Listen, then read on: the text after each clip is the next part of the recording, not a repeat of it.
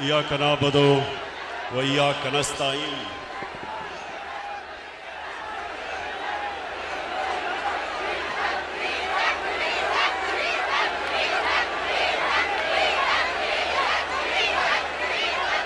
सबसे पहले मैं आज अपनी कौम का शुक्रिया अदा करता हूं।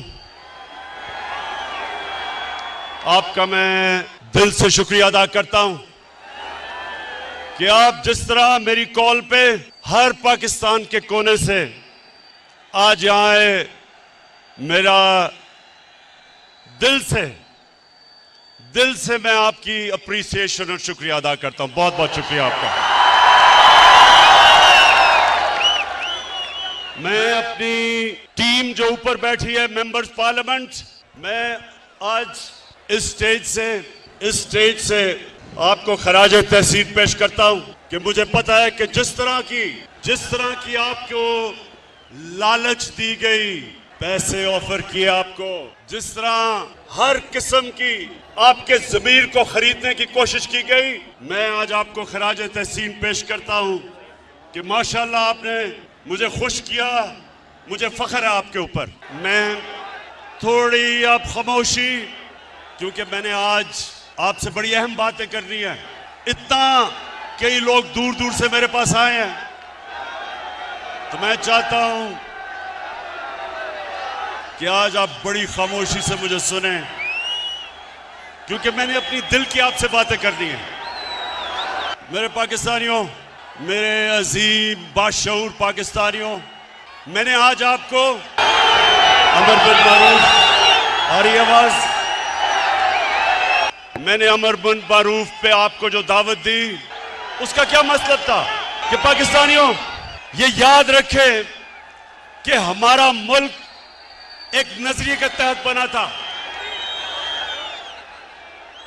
और वो नजरिया जो पाकिस्तान का था वो एक इस्लामी फलाई रियासत थी, जो कि मदीना के असूलों के ऊपर खड़ा करना था हमने। तो मेरे से लोग पूछते हैं, इमरान खान तुम दीन की इतनी बातें क्यों करते हो? मेरे से लोग पूछते हैं कि आप दीन को सियासत के लिए क्यों इस्तेमाल करते हैं? तो मैं आज आपको सबके सामने पहले ये जो मेरे दिल की बात है वो ये कि आज से 25 साल पहले जब मैंने अपनी जमात बनाई थी, तो मैं सिर्फ इसलिए सियासत में आया था कि हम जो नजरिया पाकिस्तान।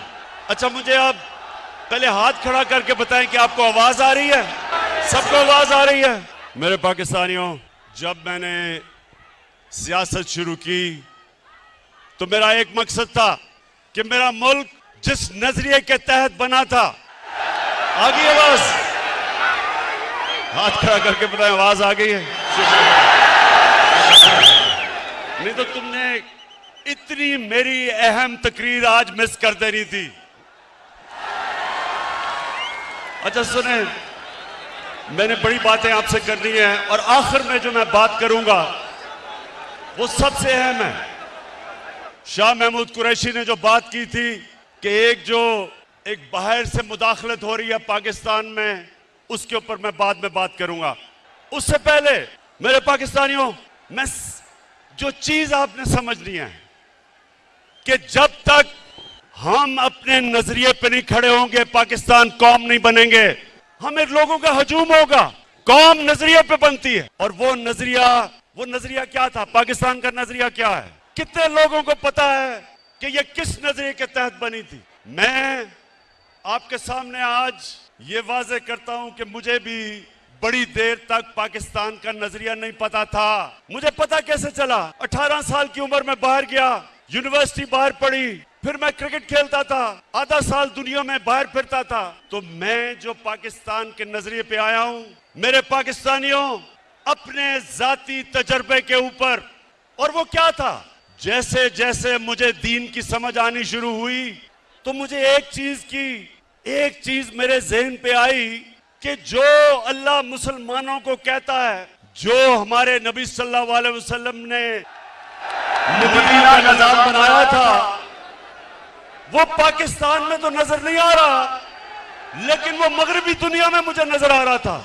मुझे आहिस्ता आहिस्ता पता चला कि मोहम्मद अब्दू जो 100 साल से पहले यूरोप गए तो उन्होंने एक जुमला कहा, नौजवानों, उन्होंने जुमला ये कहा कि यूरोप में मुझे मुसलमान तो नहीं नजर आए, लेकिन बड़ा इस्लाम नजर आया। और वापस जब वो मिस्र गया तो कहता, यहां मुसलमान तो बड़े हैं लेकिन इस्लाम नहीं नजर आ रहा। तो मैंने अपने तजर्बे से जो मैंने मगरबी माशरे को समझा, तो मुझे पहली दफा समझ आया कि फलाई रियासत क्या होती है। पाकिस्तान में तो कोई फलाई रियासत नहीं थी। मैं जब पहली दफा बरतानिया गया तो पहली दफा मैंने समझा कि फलाई रियासत क्या है। बरतानिया में एक आम आदमी के लिए अस्पताल में मुफ्त इलाज, उसके बच्चे के लिए मुफ्त तालीम, वो बेरोजगार होता था तो हुकूमत पैसे देती थी, अनएम्प्लॉयमेंट बेनिफिट्स। वो अदालत में जाता था तो हुकूमत उसको वकील करके देती थी। ये पहली दफा हमने देखा। और यही मेरे नबी सल्लल्लाहु अलैहि वसल्लम ने मदीना की रियासत में दुनिया की तारीख की पहली फलाई रियासत बनाई थी, जिधर पहली दफा रियासत ने जिम्मेदारी ली थी अपने बेवों की, यतीमों की, गरीबों की, बूढ़ों की, मजदूरों की। ये पहली दफा मुसलमानों की रियासत में ये चीज आई थी। तो ये तो मैंने यूरोप में देखी, स्कैंडिनेविया में देखा कि वो किस तरह अपने गरीब तबके को ऊपर उठाते हैं। और हाल ही में चाइना में देखा कि पिछले 30 साल में चाइना ने 70 करोड़ लोगों को गुर्बत से निकाला। ये वो हमारे नबी सल्लल्लाहु अलैहि वसल्लम के जो अहकामात थे उन पे चल रहे हैं। पाकिस्तानियों, ये याद रखें कि हमारे नबी सल्लल्लाहु अलैहि वसल्लम रहमतुल आलमीन थे। हमारा जो खुदा है वो रब्बुल आलमीन है, सब इंसानों के वो खुदा हैं। और हमारे नबी सब इंसानों के लिए रहमत बन के आए। इसका मतलब क्या कि जो भी इंसानी माशरा उनके अहकामात पे चलेगा, अल्लाह की बरकत आएगी, वहां उस माशरे पे अल्लाह की नेमतें आएंगी। जब कुरान में अल्लाह कहता है कि नबी के रास्ते पे चलो, तो हमारी बेहतरी के लिए कहता है, क्योंकि जो मदीना की रियासत पे अल्लाह की नेमतें और बरकतें आई, देखते देखते एक रियासत, एक लोग जिनकी कोई हैसियत नहीं थी, दुनिया की उन्होंने इमामत की, वर्ल्ड लीडर्स बने। सदियों तक मुसलमानों ने दुनिया को लीडरशिप दी। तो वो क्या, जब आप नजरिया पाकिस्तान की बात करते हैं तो वो क्या चीजें हैं? सबसे पहले कि एक रियासत में रहम हो, एहसास हो अपने कमजोर तबके का, इंसानियत हो। तो उस रास्ते पे मेरे पाकिस्तानियों, मुझे बड़ा फख्र है कि हम निकल चुके हैं। हम वो मुल्क हैं जो किसी भी दुनिया की डेवलपिंग वर्ल्ड, जो मुल्क तरक्की कर रहे हैं, किसी मुल्क के अंदर भी यूनिवर्सल हेल्थ कवरेज नहीं है।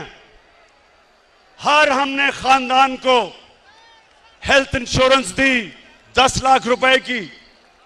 ये हमने अपने नबी की सुन्नत पे चल के, कि एक आम आदमी जिसके पास पैसे नहीं, जिस घराने में गुर्बत हो, उधर उनको सबसे बड़ा मसला होता है कि कोई बीमार हो जाए, क्योंकि उनके पास पैसे नहीं होते।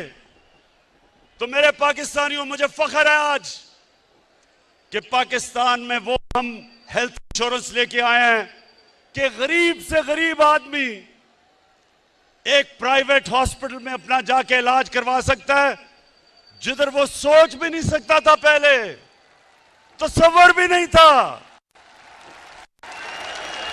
उसके अलावा हमारा जो एहसास का प्रोग्राम है, पाकिस्तान की तारीख में कभी इतना पैसा खर्च नहीं किया गया अपने कमजोर तबके को ऊपर उठाने के लिए। हमारा राशन है, वो हम शुरू कर रहे हैं 2 करोड़ खानदान के लिए, ताकि उनको महंगाई के अंदर सहारा दिया जाए। हमारी नौजवानों, हमारा कामयाब पाकिस्तान का प्रोग्राम है, जिधर 20 लाख खानदानों को हम 5 लाख रुपए एक फर्द को कर्जा दे रहे हैं सूद के बगैर, जिधर 20 लाख उसी खानदान को कर्जा दे रहे हैं सूद के बगैर घर बनाने का, और उसी खानदान को एक फर्द को टेक्निकल एजुकेशन दे रहे हैं ताकि वो अपना रोजगार कमा सके। ये पहली दफा हमारे मुल्क की तारीख में निचले तबके को ऊपर उठाने की कोशिश हो रही है। और जब मेरे नौजवानों, हमारे पास टैक्स पे पैसा आया, हमारा टैक्स बढ़ा, तो सबसे पहले मैंने काम किया, 250 अरब रुपए की हमने सब्सिडी देके पेट्रोल की कीमत बजाय 10 रुपए बढ़ाने की 10 रुपए कम की।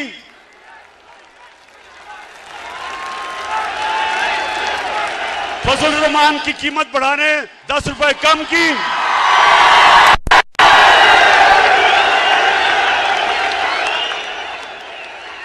और बिजली की कीमत 5 रुपए यूनिट कम की, 250 रुपए की हमने सब्सिडी दी।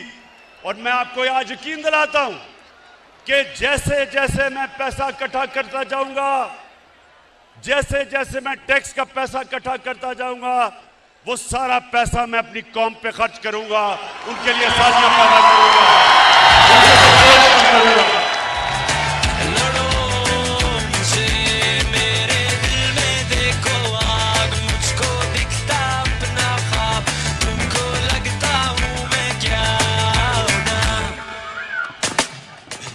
माशाअल्लाह, मेरी कौम का जुनून, इस जुनून को इंशाअल्लाह हमने काबू करके पाकिस्तान को दुनिया की अजीम कौम बनाना इंशाअल्लाह। इसके साथ सुनते रहे मेरे पाकिस्तानियों, मेरा जो किबला है, मेरा जो नजरिया है, वो मैं 25 साल से उस नजरिए पे खड़ा हूं। और मेरा ये ईमान है कि हमारा मुल्क सिर्फ तब तरक्की करेगा अगर वो मेरे नबी सल्लल्लाहु अलैहि वसल्लम के रास्ते पे चले, उनकी सुन्नत पे चले। और उनकी सुन्नत थी मदीना की रियासत। तो सबसे पहले इंसानियत का निजाम, जिसमें हमारे में रहम हो, हम बजाय अमीर को अमीर करते जाएं, हम अमीर से टैक्स इकट्ठा करके अपने गरीब लोगों को ऊपर उठाएं। और इंशाअल्लाह मेरा यह वादा है कि जब हम 5 साल मुकम्मल करेंगे, सारा पाकिस्तान देखेगा कि कभी इस मुल्क की तारीख में किसी गवर्नमेंट ने इतनी तेजी से पाकिस्तान की गुर्बत कम नहीं की। दूसरा, मेरे नबी सल्लल्लाहु अलैहि वसल्लम ने जो मदीना की रियासत में उनका दूसरा हुक्म था, वो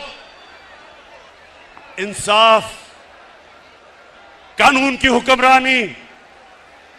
उन्होंने कहा, मेरी कौम ये सुन लो, ये आज बड़ा जरूरी आपके लिए समझना है कि मैं इनको क्यों नहीं एनआरओ देता, क्योंकि मेरे नबी का फरमान था कि तुम्हारे से पहले बड़ी कौमें तबाह हुई, जिधर छोटा चोर चोरी करता था तो उसको जेल में डाल देते थे, और जब बड़ा डाकू चोरी करता था उसको एनआरओ दे देते थे। ये मेरे पाकिस्तानियों, ये सिर्फ पाकिस्तान की बदकिस्मती नहीं, ये सारी दुनिया में डेवलपिंग वर्ल्ड, गरीब मुल्कों की सबकी ये बदकिस्मती है। कोई भी गरीब मुल्क इसलिए गरीब नहीं कि उसमें वसाइल की कमी है, वो गरीब इसलिए होता है कि उसके ताकतवर डाकुओं को उनका कानून का निजाम नहीं पकड़ सकता। जिसको व्हाइट कॉलर क्राइम कहते हैं, उनको वो नहीं पकड़ते, उनको एनआरओ देते हैं। वो बड़े डाकू जो पैसा चोरी करके गरीब मुल्कों से चोरी करके ऑफशोर अकाउंट्स, बड़े बड़े महलात, लंदन में महलात ये जो लेते हैं, ये तबाह करते हैं मुल्क को। छोटा चोर मुल्क को तबाह नहीं करता, बड़ा डाकू मुल्क को तबाह करता है। जिस तरह के ये थ्री स्टूजेस, ये तीन चूहे, ये जो इकट्ठे हुए हैं, 30 साल से मुल्क को लूट रहे हैं। ये 30 साल से ये इस मुल्क का खून चूस रहे हैं। इनकी अरबों अरबों डॉलर्स, रुपए की नहीं, इनकी डॉलर्स की प्रॉपर्टीज बाहर पड़ी हैं, इनके ऑफशोर बैंक अकाउंट्स हैं। और ये सारा ड्रामा हो रहा है कि किसी तरह जनरल मुशर्रफ की तरह इमरान खान घुटने टेक के इन सबको एनआरओ दे दे। ये सारा ड्रामा है। पहले दिन से ब्लैकमेल करने की कोशिश है।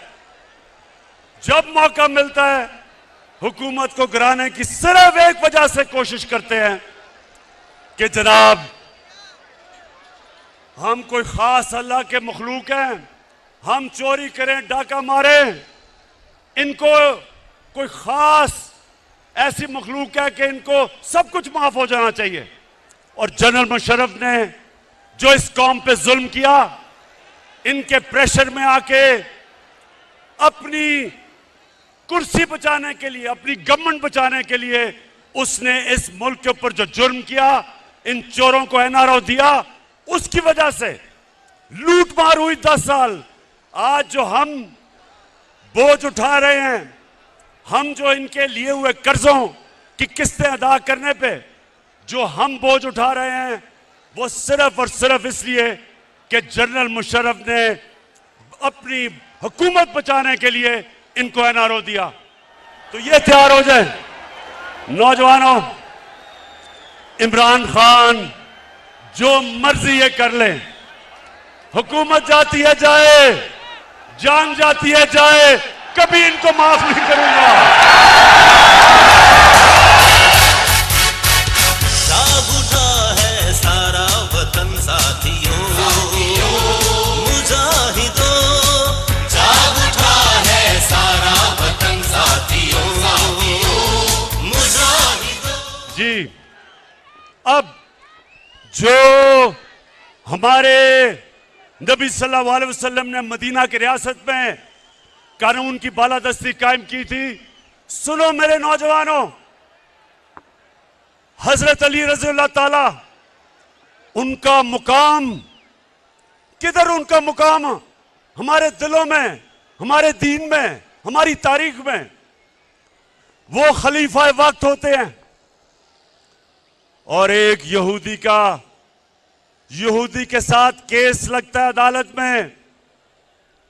हजरत अली रज़ियल्लाहु ताला अदालत में उस यहूदी के खिलाफ केस हार जाते हैं। खलीफा वक्त केस हारता है क्योंकि काजी उनके बेटे की गवाही नहीं मानता। अब इससे क्या चीज सामने आती है? सबसे पहले कि खलीफा वक्त भी कानून के ऊपर नहीं होता। मुसलमानों का जो इंसाफ का निजाम था, हमारे नबी सल्लल्लाहु अलैहि वसल्लम ने कहा मेरी बेटी भी जुर्म करेगी तो उसको सजा मिलेगी। और एक अकलियत, माइनॉरिटी, उसको भी बराबर का शहरी, वो बराबर का शहरी था और उसको बराबर का इंसाफ, कोई फर्क नहीं किया गया इंसानों के अंदर। यह था मुसलमानों का इंसाफ। आज आप सोचे दुनिया के अमीर तरीन मुल्क, डेवलप्ड मुल्कों में, आज आप सोचें कि क्या आज के दिन क्या कोई बाहर से, वहां की कोई अकलियत हो, हमारी बाहर से लोग हों, क्या उनको उनके वजीर आजम के सामने इंसाफ मिल सकता है? नहीं मिल सकता। आज सोचें कि किसी तरह माइनॉरिटीज को दुनिया में चले जाएं, जो मुसलमानों के दौर में मदीना की रियासत में जो माइनॉरिटीज को प्रोटेक्शन थी, जो उनके हकूक थे, आज आपको डेवलप्ड वर्ल्ड में नहीं मिलते।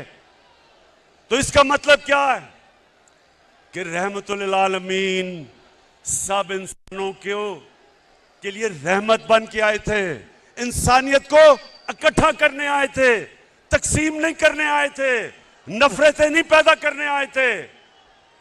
और इसलिए मैं पाकिस्तान को वो मुल्क समझता हूं कि हमने भी उधर पहुंचना है। हमारी अक़लियतें बराबर के शहरी हैं, कानून के सामने वो बराबर हैं। हम वो मुल्क बनना चाहते हैं जो इंसानों को इकट्ठा करेगा। हम वो फॉरेन पॉलिसी लाना चाहते हैं जो किसी के साथ जंग में शरीक नहीं होगा, लेकिन अमन में हम सबको इकट्ठा करने के लिए तैयार हैं। हम वो, मेरे पाकिस्तानियों, हम वो पाकिस्तान बनाना चाहते हैं जिधर एक कमजोर से कमजोर आदमी को पूरी तरह हमारा इंसाफ का निजाम इंसाफ दे। और फिर ख्वातीन, हमारी यहां ख्वातीन बैठी हैं, आपको पता होना चाहिए क्या मगरब में प्रोपेगेंडा होता है कि जी मुसलमानों के माशरे में औरतों को हकूक नहीं मिलते। मगरब के अंदर औरतों को विरासत के अंदर हिस्सा 100 साल पहले मिलना शुरू हुआ, उससे पहले नहीं मिलता था। इस्लाम के अंदर कुरान और हमारी नबी सल्लल्लाहु अलैहि वसल्लम की सुन्नत 1500 साल पहले तकरीबन उन्होंने हमें, हमारी औरतों को हकूक दिए थे विरासत में। और मुझे अफसोस से कहना पड़ता है कि तकरीबन 70% औरतों को पाकिस्तान में विरासत में हकूक नहीं मिलते। इसलिए हम कानून लेके आए हैं, हमने अब कानून लेके आए हैं कि औरतों को रियासत, उनकी विरासत के अंदर, उनकी इनहेरिटेंस के अंदर जबरदस्ती उनको पूरा उनका हक दिलवाएगी। गुलाम, जब नबी सल्लल्लाहु अलैहि वसल्लम ने मदीना की रियासत संभाली तो गुलामों के कोई हुकूक नहीं थे। उन्होंने गुलाम रखना है तो उसको एक घर के फर्द की तरह रखो। ये हमारा, नौजवानों, हमारा ये था दीन। मुसलमानों के दौर में गुलाम बादशाह बन गए, हिंदुस्तान में गुलामों ने हुकूमत की, मिस्र में गुलामों ने हुकूमत की, क्योंकि नबी का फरमान था कि उनको एक घर के फर्द की तरह रखो।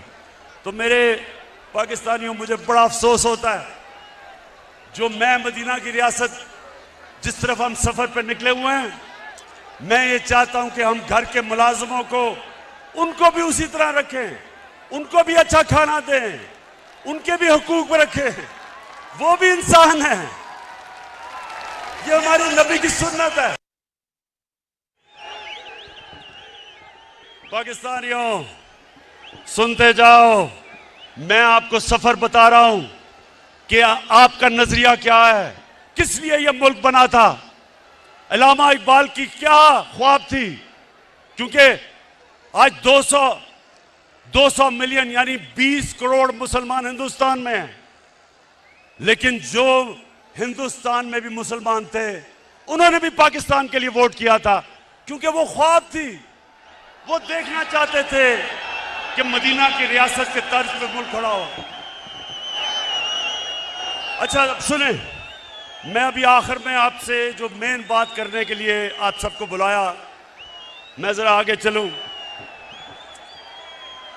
जो हमारे मदीना की रियासत में अल्लाह ने हमारी कौम को क्या हुक्म दिया था, अमर बिल मारूफ, इसका क्या मतलब है? इसका मतलब ये कि एक कौम के ऊपर लाजमी कर दिया कि आप जब भी आप देखें कि कोई बदी है, बुराई है, कौम की जिम्मेदारी लगाई कि आप उस बदी और बुराई के खिलाफ जिहाद करें, अच्छाई के साथ खड़े हों, क्योंकि ये कौम को जिंदा रखती है। पाकिस्तानियों, मैं जब आज से तकरीबन 20 साल पहले लंदन में था,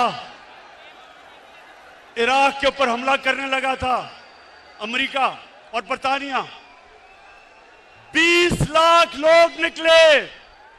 बरतानिया में 20 लाख लोग सड़कों पे निकले जंग के खिलाफ। अमर बिल मारूफ, इसको कहते हैं अमर बिल मारूफ, कि उनकी हुकूमत को फायदा भी होना था इराक जंग से, इराक में तेल भी था, लेकिन वो अच्छाई के साथ खड़े हुए। उन्होंने कहा नहीं, ये गलत है। इसको अमर बिल मारूफ कहते हैं, इसको जिंदा कौम कहते हैं। और मैं आज सबको देख के मुझे खुशी ये है कि मैंने जब आपको कॉल दी, ये जो लोगों के ज़मीरों का सौदा हो रहा है, एक गवर्नमेंट को गिराने की कोशिश क्या कर रही है, पैसे लगा रहे हैं लोगों को खरीदने के लिए। तो मैं आज आप सबका शुक्रिया अदा करता हूं कि आप इस तादाद में यहां आए और आपने बताया कि आप इस जुर्म में शरीक नहीं। मैंने जरा आपको बस जो मैं बात करने के लिए आखिर में, ये जो साजिश है उसके ऊपर बात करने से पहले मैं सिर्फ आपके लिए ये बताना चाहता हूं कि इन्होंने फैसला किया कि हमारी हुकूमत को गिराना है, क्योंकि जी पाकिस्तान तबाह हो रहा है। तो नौजवान ये सुन लो, मेरे पाकिस्तानियों जो सुन रहे हो, मैं बड़ी जल्दी आपको बताना चाहता हूं और मैं आज दावा करता हूं कि पाकिस्तान की तारीख में 3.5 साल में किसी हुकूमत ने इस तरह की परफॉर्मेंस नहीं दी जो हमने अपने 3.5 साल में दी है।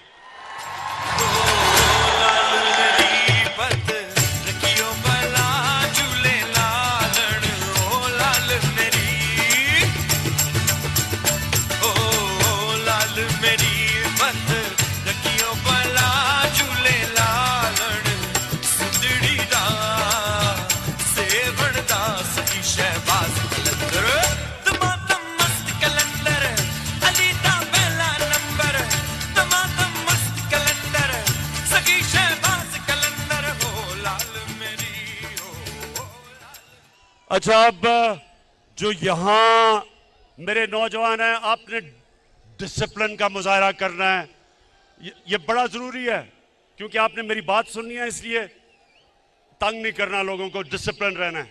हाथ खड़ा करके बताओ। ठीक, अच्छा जी,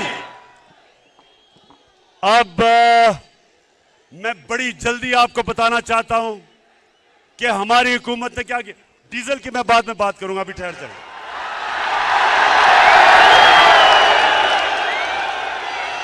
डीजल की कीमतें, शुक्र करें, 10 रुपए कम की है डीजल की कीमत। अच्छा जी, पहले पाकिस्तानियों, मैं अल्लाह का शुक्र करता हूं, मैं अपने अल्लाह का शुक्र करता हूं कि 100 साल में सबसे बड़ा बुरहान दुनिया में आया कोरोना वायरस का। सारी दुनिया बंद हो गई, लॉकडाउन लग गए, गरीब सारी दुनिया में कुचले गए।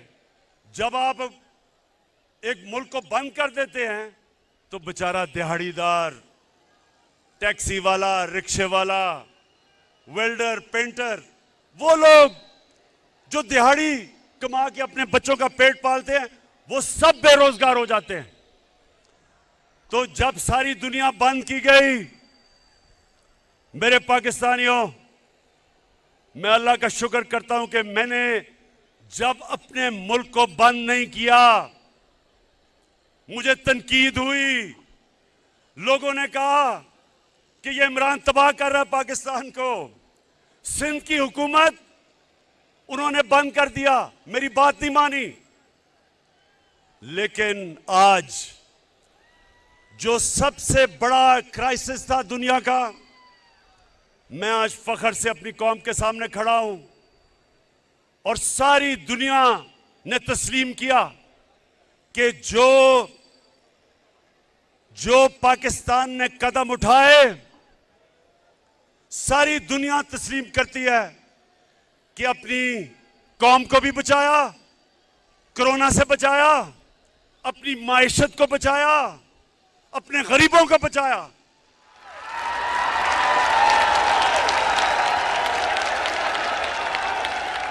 अभी वर्ल्ड बैंक ने एक रिपोर्ट दी है।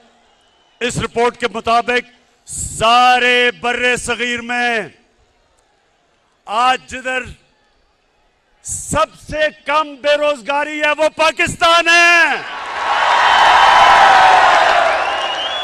क्योंकि जो उस वक्त हमने कदम उठाए, और ये जो थ्री स्टूजेस वाली ऑपोजिशन है, जिसमें चेरी ब्लॉसम भी एक है, डीजल दूसरा है, तीसरी बीमारी है और चौथा भगौड़ा है,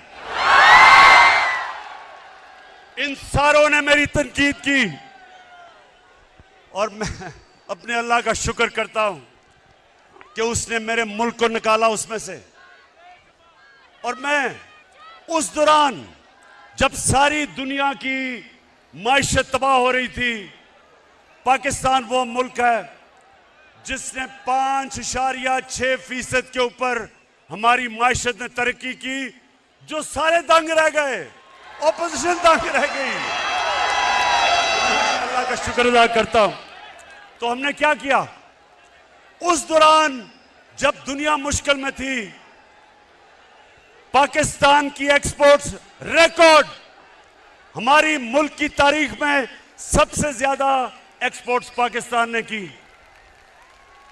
हमने पाकिस्तान की तारीख में सबसे ज्यादा टैक्स इकट्ठा किया। हमने अपने बैरून मुल्क पाकिस्तानियों को उनको इंसेंटिव्स दिए और सबसे ज्यादा पाकिस्तान की तारीख में उन्होंने डॉलर्स पाकिस्तान में भेजे, रिमिटेंसेस पाकिस्तान में भेजी।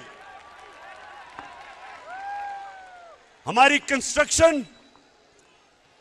कंस्ट्रक्शन इंडस्ट्री, आज जरा पूछें कंस्ट्रक्शन इंडस्ट्री के लोगों में कि जो हमने उनके लिए आसानियां पैदा की, आज हमारी कंस्ट्रक्शन इंडस्ट्री में 1500 अरब रुपए का मजीद वेल्थ क्रिएशन हुई। कंस्ट्रक्शन इंडस्ट्री के साथ 30 इंडस्ट्री चली, इसलिए हमारे मुल्क में बेरोजगारी नहीं हुई जो सारी दुनिया में कोरोना की वजह से हुई।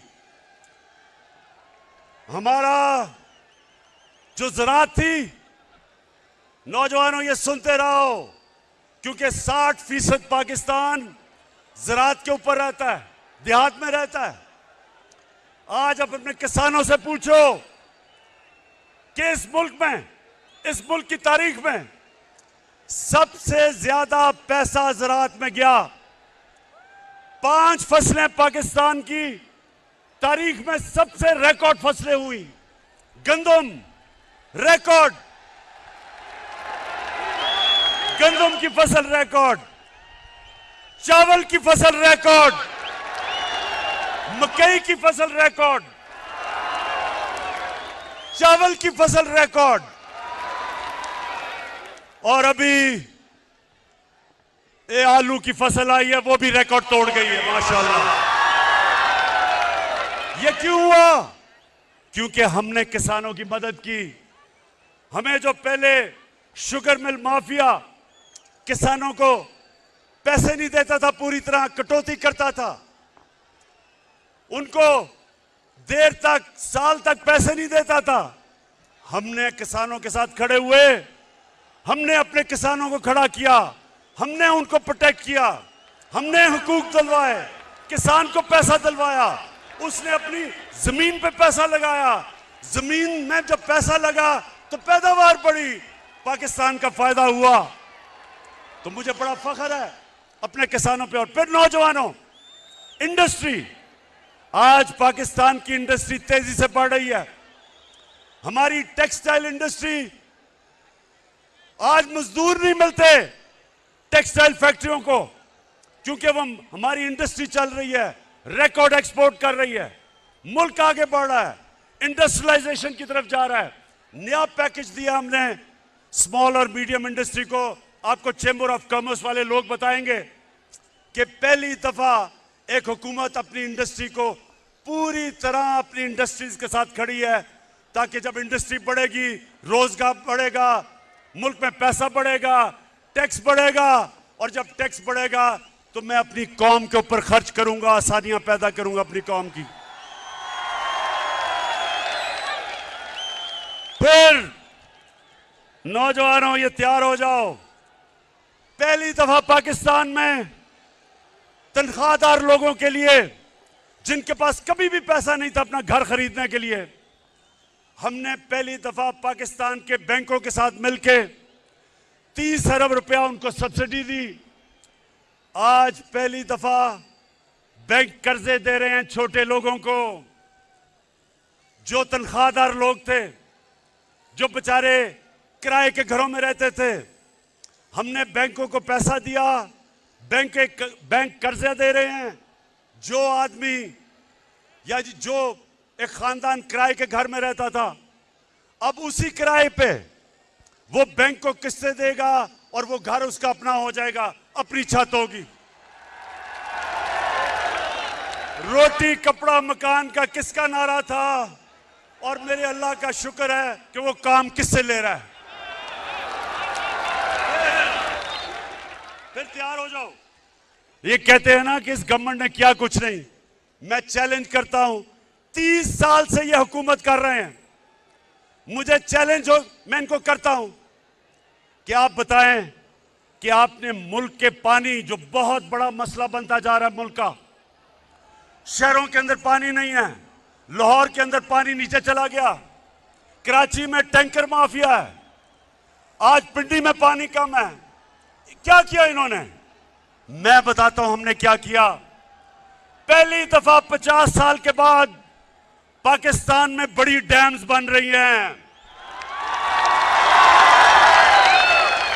50 साल के बाद मेरे पाकिस्तानियों, हमने डैम्स बनाई हैं, और इंशाअल्लाह पेशावर के लोगों को तो अभी मैं खुशखबरी देता हूं कि 2025 में ममान डैम बनेगी, और ममान डैम से सारे पेशावर को पानी भी मिलेगा। बड़ा इलाका ज़राअत के लिए, किसानों के लिए ज़राअत में फसलें उगाने के लिए आ जाएगा, और बिजली भी बनेगी, और सबसे सस्ती बिजली बनेगी। उसके बाद बड़ी डैम दासू डैम बनेगी 2027 में। और नौजवानों, खुशखबरी ये है कि 2028 में जो पाकिस्तान ने दुनिया के अंदर बड़ी डैम समझी जाती है, वो बादशाह डैम बनेगी 2028 में, टाइम पे चल रही है। इससे क्या होगा? इससे मेरे पाकिस्तानियों, हमारे पास दुगना पानी हो जाएगा रिजर्व्स में।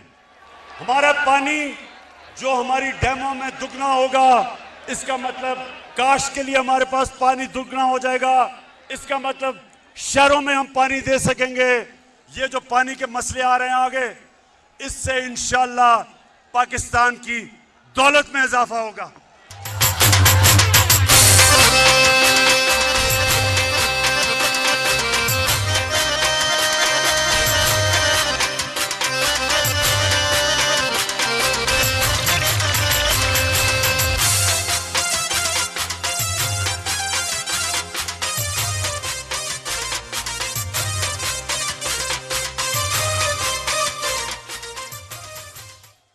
अच्छा, अब जरा भी मैं आपने असल जो मैं आखिर में बात करनी है उसकी आपको इंतजार करनी पड़ेगी। मैं सिर्फ ये जो लोग कहते हैं ना कि इन्होंने किया क्या है, तो मैं आज अपनी कौम को बताऊं हमने किया क्या है। मैं अपने मीडिया के लोगों को कहना चाहता हूं कि जब आप शाम को अपने टीवी शोज करते हैं, मैं एंकर्स को कहता हूं, खुदा के वास्ते कोई माइशत के माहिरों को बुला लें और उनको बैठ के कम से कम मुआवजा करें कि पहले मुल्क से क्या होता था और हमने 3.5 साल में मुल्क के लिए क्या किया है। अब अगर मरियम बीबी जिसने जिंदगी में 1 घंटे का काम नहीं किया और कांपे टांगने वाले जिसको अभी 14 साल में उर्दू ही नहीं बोलनी आई, मैं लीडर बनना चाहता हूं। और आसिफ जरदारी उसको थोड़ा बड़ा होने देना था लीडर बनाने से पहले। कहता है, अच्छा वो कहता है कि मुझे, अगर तुमने ये कुछ, हर रोज धमकियां देता है, अगर नैब ने मुझे बुलाया तो मैं ये कर दूंगा। भाई बिलावल क्या करोगे? मैं रो पड़ूंगा। अच्छा जी, अब सुने, पहली दफा इस्लामाबाद के बाद पाकिस्तान में एक नया शहर बन रहा है, रावी सिटी। इस्लामाबाद के बाद पहली दफा शहर बन रहे हैं। क्यों बना रहे हैं हम शहर? हम इसलिए बना रहे हैं लाहौर को बचाने के लिए, रावी को बचाने के लिए। रावी एक गंदा नाला बन चुका है। ये जो शहर है ये मॉडर्न सिटी बन रहा है, ये ऊपर जाएगा। इसके ऊपर 2 करोड़ दरख्त लगाएंगे इर्द गिर्द ताकि पोल्यूशन का मुकाबला करे वो शहर।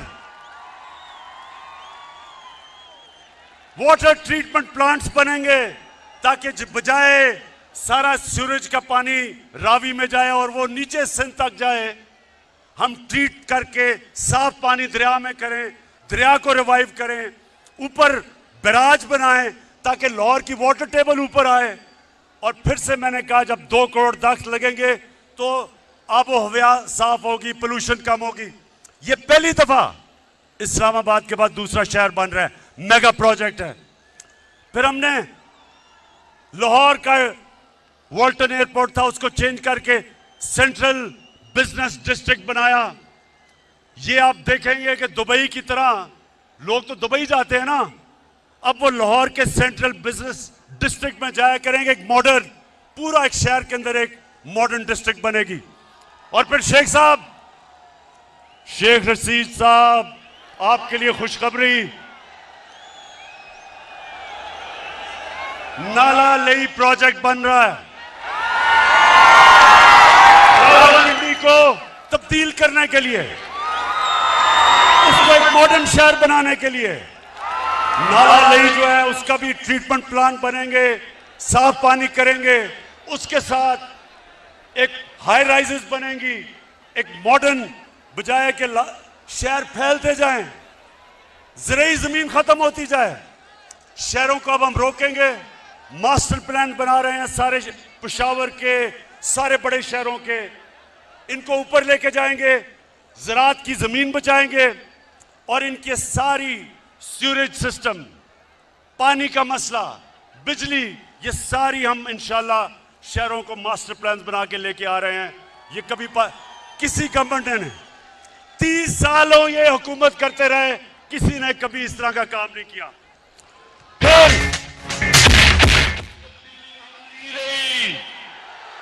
तब्दीली आ गई।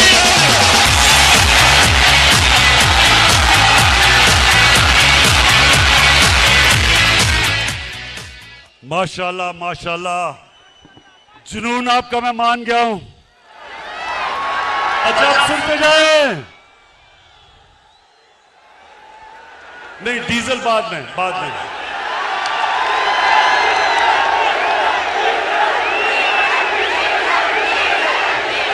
अच्छा सुने मेरे पाकिस्तानी, सुने, मैं आपको बताना चाहता हूं कि करप्ट हुकूमतों में मुल्क को नुकसान क्या होता है और जब एक ईमानदार लोग हुकूमत करने आते हैं तो मुल्क को फायदा क्या होता है। अब सुने, जरा खामोशी से सुनना है, डीजल की बाद में बात करेंगे।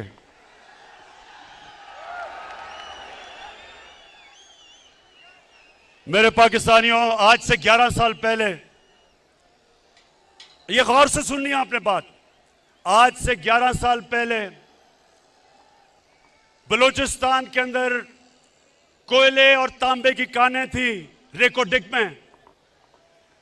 उधर पाकिस्तान को जो बाहर से ये माइनिंग कंपनी आई हुई थी, उसने अदालत में लेगी पाकिस्तान को। और हमें चंद साल पहले, जरा गौर से सुनेंगे, 2000 अरब रुपए का जुर्माना हुआ इंटरनेशनल अदालत में। पाकिस्तान को 2000 अरब रुपए का जुर्माना हुआ। आप ये सोचें कि सारे पख्तूनख्वा का जो डेवलपमेंट फंड है वो 200 अरब रुपया है, तो 2000 अरब रुपया पाकिस्तान को जो जुर्माना हुआ, ये मेरी हुकूमत है। इन दोनों की हुकूमतें आई और गई, कुछ नहीं कर सके। अगर वो जुर्माना हो जाता, उन्होंने जो हमारी बाहर असासे थे सब जब्त कर लेने थे।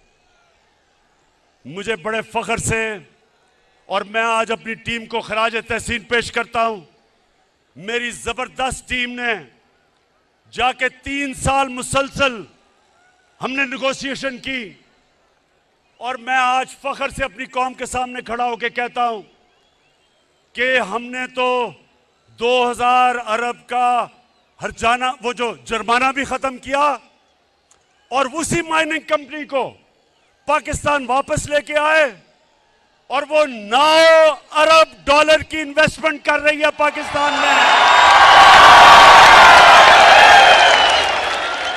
पाकिस्तान की तारीख की, मेरे पाकिस्तानियों, सबसे बड़ी बैरूने मुल्क की इन्वेस्टमेंट 9 अरब डॉलर की हो रही है पाकिस्तान में।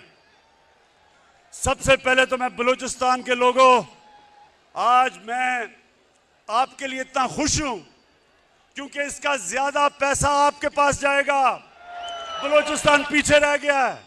मेरी पूरी कोशिश है कि बलूचिस्तान के लोगों को हम उठाएं, तो ये जो हमने मुआहदा किया है, सबसे ज्यादा फायदा बलूचिस्तान के लोगों को होगा। और उसके बाद जो हमारा मसला, जो हमारे रुपए पे प्रेशर रहता है, इसकी वजह से फॉरेन एक्सचेंज आएगा पाकिस्तान में, और इंशाल्लाह हमारा रुपया भी आगे मजबूत होगा। हमें जो IMF के पास जाना पड़ता है, हमेशा डॉलर कम हो जाते हैं। इंशाल्लाह ये जब कानें काम करनी शुरू करेंगी सोने की और तांबे की, और ये आपको हैरत होगी पाकिस्तानियों, आपको अंदाजा नहीं है कितना अमीर मुल्क है। आपको अंदाजा नहीं है, पाकिस्तान में दुनिया में सबसे ज्यादा सोने और काने की जो कान होंगी, जो माइंस होंगी दुनिया में, जो रिजर्व्स होंगे गोल्ड और कॉपर के, वो पाकिस्तान में होंगे। माशाल्लाह आपका मुस्तकबिल रोशन है मेरे पाकिस्तानियों। अब दूसरा सुने, ये तो हो गई रेकोडेक। एक और हुआ था, आपको याद होगा, एक रेंटल पावर्स, पीपल्स पार्टी के दौर में बहुत बड़ी करप्शन हुई थी रेंटल पावर की। फिर पाकिस्तान के ऊपर जुर्माना हो गया इंटरनेशनल कोर्ट में। 200 अरब रुपए का हमारे मुल्क को जुर्माना हुआ, 200 अरब रुपए का। तुर्की की कंपनी थी, पाकिस्तान को उसको 200 अरब रुपए देने थे। पाकिस्तानियों, मैंने सदर अर्दोगान से बात की और उसने बैठ के हमने वो 200 अरब रुपए का जुर्माना खत्म किया। चलो चलो इमरान के साथ, चलो चलो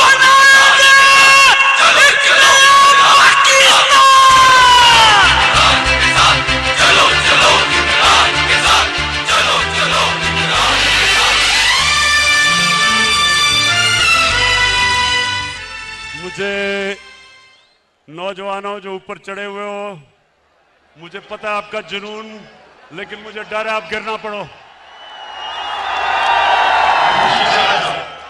अच्छा जी, सुनते जाएं मेरे पाकिस्तानियों, सुनते जाएं। इन्होंने बस पिछली हुकूमतों ने, सुने सुने सुने, मैं आपको बता रहा हूं कि जब एक करप्शन से पाक जब गवर्नमेंट आती है तो कौम को कितना फायदा होता है। मैंने आपको दो चीजों की बता दी। हमने आके नेगोशिएट किया, मुल्क को पैसा बचाया। अब तीसरी सुने, इन्होंने गैस के कॉन्ट्रैक्ट साइन किए नून लीग वालों ने, और फिर दोनों ने आईपीपीज यानी जो बिजली बनाती हैं कंपनीज, उनके साथ कॉन्ट्रैक्ट साइन किए। हमारी हुकूमत ने उनके साथ रीनेगोशिएट किया, गैस के नए कॉन्ट्रैक्ट साइन किए। और यह फर्क होता है जब आप रिश्वत नहीं लेते, पैसे नहीं बनाते। आज पाकिस्तान को 10 साल में 700 अरब रुपए की बचत होगी हमारे कॉन्ट्रैक्ट से। लेकिन अब पाकिस्तानियों एक और सुन लो, ये चौथी चीज है। आपको पता है नवाज शरीफ खुद एनएचए का अपने नीचे, नेशनल हाईवे अथॉरिटी अपने नीचे रखी हुई थी। मैं बताता हूं क्यों रखी हुई थी। अब ये जरा गौर से सुने पाकिस्तानियों, 2013 और 2021 के बीच में सारी दुनिया में महंगाई हुई, सारी दुनिया में चीजें महंगी हुई। अब आप ये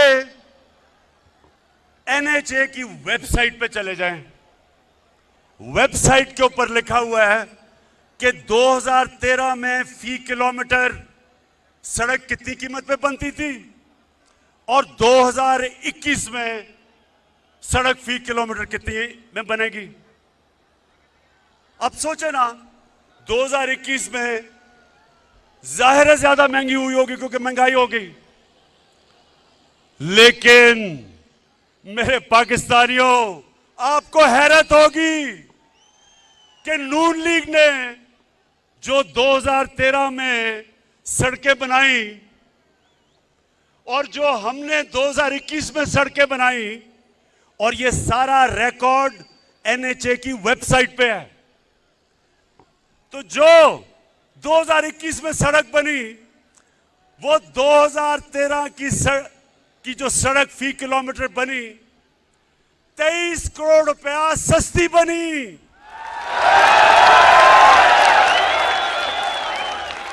मुराद सईद, आज मैं आपको खराज तहसीन पेश करता हूं।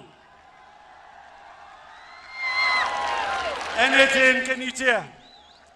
इसने जब मुराद ने मुझे शुरू में बताया तो मैं मानूं ना कि ये कैसे हो गया। फिर मैंने इसकी बात नहीं मानी। फिर मुझे एक दोस्त मिलने आया, वो कहता मेरा एक बिल्डिंग प्रोजेक्ट है। तो मैं जब बिल्डिंग प्रोजेक्ट पे गया तो जो कॉन्ट्रैक्टर था वो मुझे कहता कि जी हमें 2021 के नहीं, हमें 2013 के रेट चाहिए हैं। वो कहता, मैं बड़ा हैरान हो गया कि 2013 के रेट। पता चला कि 2013 में ये करप्शन की, जो करप्शन जिन्होंने इस मुल्क में सबसे ज्यादा शुरू की, नून लीग, 2013 में 23 करोड़ रुपया फी किलोमीटर इनकी सड़क ज्यादा महंगी थी।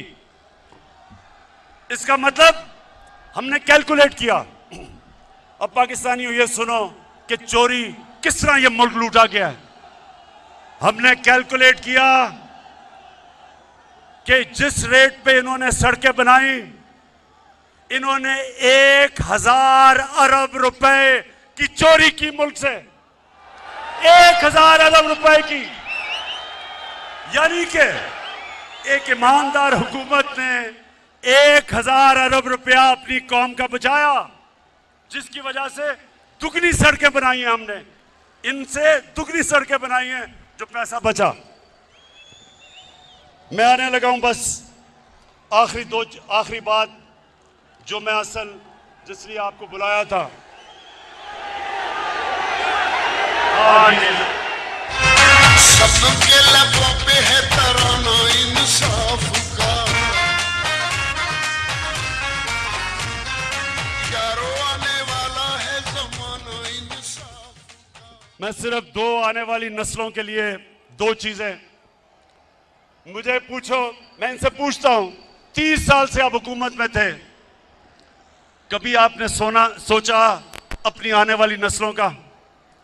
ये पहली हुकूमत है जिसने क्लाइमेट चेंज की बात की, जिसने पाकिस्तान में दरख्त उगाने की बात की, जिसने पाकिस्तान में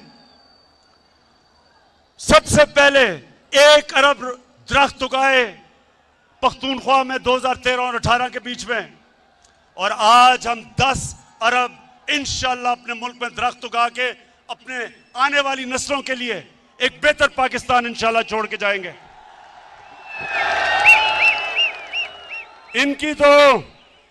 इनको फुर्सत कैसे मिले?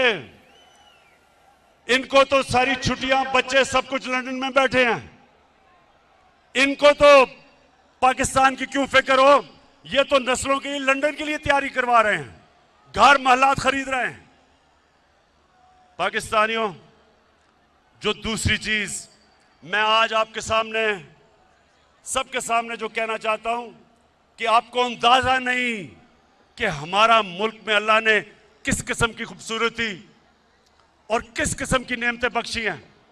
यहां गिलगित बल्तिस्तान के चीफ मिनिस्टर बैठे हैं, खालिद, मैं इसके साथ मिलके मैं आज आप सबके सामने दावा करता हूं कि हमने इंशाल्लाह पाकिस्तान को दुनिया का टूरिज्म सेंटर बनाना है। स्कर्दू को हमने इंटरनेशनल एयरपोर्ट बनाया, अब दुनिया से डायरेक्टली स्कर्दू टूरिस्ट आया करेंगे। स्कर्दू को इंशाल्लाह उसके इर्द गिर्द जो इलाके हैं, मैंने ऑस्ट्रियन से बात की है, ऑस्ट्रिया में सबसे ज्यादा स्कीइंग होती है, स्कर्दू को इंशाल्लाह पाकिस्तान का स्कीइंग कैपिटल बनाएंगे। और आप देखेंगे कि किस तरह बाहर से पैसा आता है।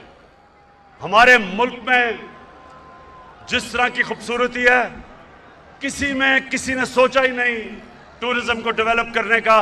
मैं आपको साबित करता हूं कि अगर ये, मुझे अफसोस है कि कोरोना की वजह से हम आगे नहीं बढ़ सके, क्योंकि सारी दुनिया में टूरिज्म खत्म हो गई, लेकिन इंशाल्लाह जैसे कोरोना खत्म हुई, मैं अब आपको इस मुल्क में टूरिज्म उठा के दिखाऊंगा, मुल्क में पैसा ला के दिखाऊंगा, और सबसे ज्यादा अपने नौजवानों के लिए रोजगार पैदा करूंगा।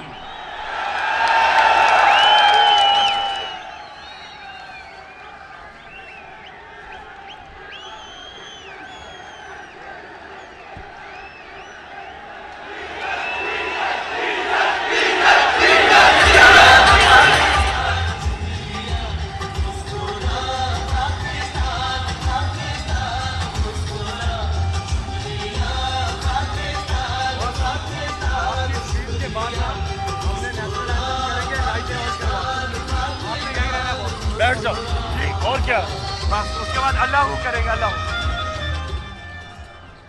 अच्छा मेरे पाकिस्तानियों, मैंने जिस असल वजह से आपको यहां बुलाया था, अब मैं उस बातों पे आने लगा हूं, लेकिन नौजवानों आप सामने खड़े हैं, ये आपने बड़ी खामोशी से सुनना है।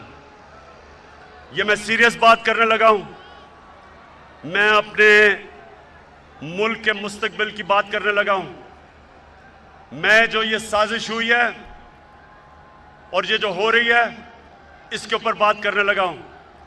तो मैं चाहता हूं कि बड़ा सीरियसली आप मेरी बात सुनेंगे। मैं सबसे पहले आपको ये बता दूं, नौजवानों, आप खुशकिस्मत हो, आपके तो माँ बाप भी एक आजाद मुल्क में पैदा हुए थे। मेरे माँ बाप एक गुलाम हिंदुस्तान में पैदा हुए थे, और मैं पहला हम जनरेशन थी जो एक आजाद पाकिस्तान में पैदा हुए थे। मेरे माँ बाप ने अपनी तौर पे तहरीके पाकिस्तान की जो आज़ादी की स्ट्रगल थी, दोनों ने शिरकत की। और जब मैं बड़ा हो रहा था तो हमेशा उन्होंने मुझे एक बात याद करवाई। उन्होंने ये कहा कि तुम्हें नहीं पता तुम कितने खुशकिस्मत हो कि तुम एक आजाद मुल्क में पैदा हुए हो। मेरे पाकिस्तान के रहने वाले, अगर आपने इस चीज को समझना है तो बैरून मुल्क पाकिस्तानियों से पूछें क्यों वो अपने मुल्क के लिए तरसते हैं, क्यों वो आज सारे तहरीक इंसाफ के साथ खड़े हैं, क्यों खड़े हैं? क्योंकि जब वो बाहर किसी पराए मुल्क में रोजी कमाने जाते हैं तो उनको सबसे ज्यादा कदर होती है कि अपने मुल्क में रहना कितनी बड़ी अल्लाह की नेमत है। एक आजाद मुल्क में रहना कितनी बड़ी अल्लाह की नेमत है। तो मैं जब अपनी पॉलिटिक्स शुरू की थी 25 साल पहले, तो मैंने अपना नस्बुलैन अपनी जमात का नौजवानों इया का नाबुदु व इया का नस्ताइन क्यों रखा था? इसलिए रखा था कि अल्लाह तेरी इबादत करता हूं और तेरे से मदद मांगता हूं और किसी के सामने नहीं झुकता।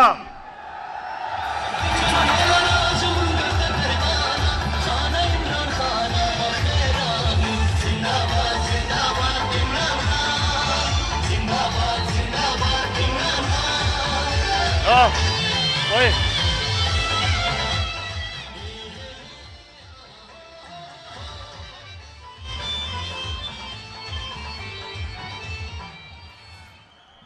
ला इलाहा इल्लल्लाह।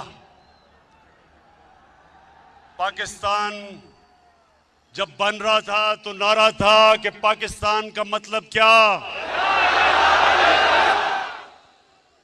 ये क्यों नारा था?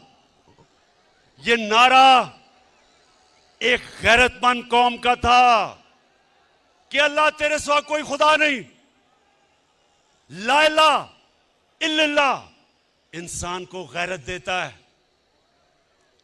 मेरे पाकिस्तानियों, ये याद रखना कि सारी दुनिया उस इंसान की इज्जत करती है जो अपनी इज्जत करता है। बेगैरत आदमी की कोई इज्जत नहीं करता। अरबों रुपए कमा लो, अरबोपति हो जाओ, जब तक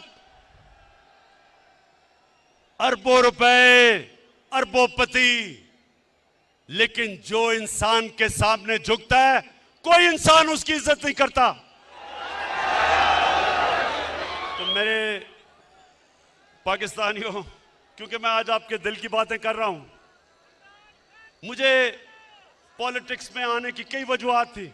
एक के मुझे पता था, मैंने सारी दुनिया में देखा कि जो अल्लाह ने हमें हुक्म दिया था कुरान में कि नबी की सुन्नत पे चलो, तो नबी की सुन्नत पे तो वो गैर चल रहे हैं, मगरबी लोग चल रहे हैं, वो आगे निकल गए हैं। और मुसलमानों का हाल देखो। इकबाल ने शिकवा और जवाब शिकवा क्या लिखा था कि हम एक वक्त उरूज पे थे, शिकवा किया कि अल्लाह हम जमीन पे कैसे आ गए। फिर जवाब शिकवा में बताया कि जब आप अरूज पे थे तो आप मोहम्मद सल्लल्लाहु अलैहि वसल्लम की सुन्नत पे चलते थे। अब आप वो अहकामात से बहुत दूर चले गए हैं, अब पैसे की पूजा करते हैं, आप सुपर पावर्स के सामने सजदे करते हैं, आप फॉरेन एड लेके और अपने मुल्क में बमबारी करवाते हैं, ड्रोन अटैक्स करवाते हैं। कैसे अल्लाह की बरकत उन लोगों के ऊपर आए? अल्लाह ने तो बड़ा वाज़े कह दिया है कि अगर तुमने एक अजीम कौम बनने हैं तो मेरे हबीब के रास्ते पे चलो, जो कि रियासत मदीना था। तो पाकिस्तानियों, मैं उन दिनों में क्रिकेट खेलता था और मैंने जब क्रिकेट शुरू की तो जो हमारे खिलाड़ी होते थे उनको बड़ा एहसास कमतरी थी अंग्रेजों की। तो हम जब मैच में जाते थे पहले से ही हमारी टीम हारी हुई होती थी कि जी हम अंग्रेज को तो हरा ही नहीं सकते, पहले से हार माने हुए होते थे। और जब हमने जीतना शुरू किया हमारी टीमें इतनी कमजोर नहीं थी, इतनी ताकतवर नहीं थी। टीमें हमारी 70 की दहाई में ज्यादा ताकतवर थी, लेकिन 80 की दहाई में पाकिस्तान ने सारी दुनिया में जाके जीता, क्योंकि हमारे अंदर इत्मीनान आ गया, हमारे अंदर जो एहसास कमतरी थी अंग्रेजों की वो खत्म हो गई।